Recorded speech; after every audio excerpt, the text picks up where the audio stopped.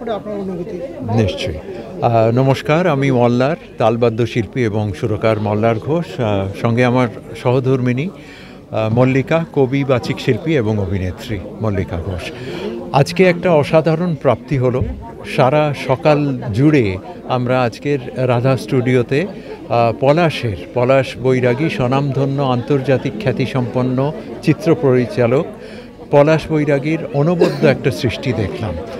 আজকের এই সৃষ্টি আমাদের এখনকার যে সমাজ ব্যবস্থা তার একটা প্রতিচ্ছবি, একটা বাস্তব চিত্রকে আমাদের চোখের সামনে তুলে ধরলো।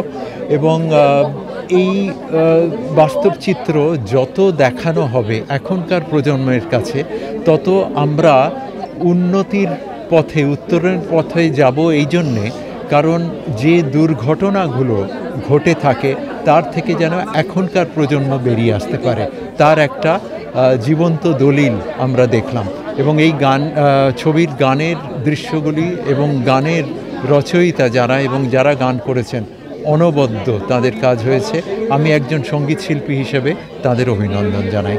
সর্বোপরি একটি অসাধারণ ছবি, একটি অসাধারণ কাজ দেখলাম আমরা আজকে।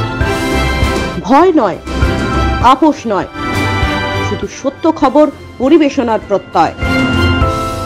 সত্যম নিউজ।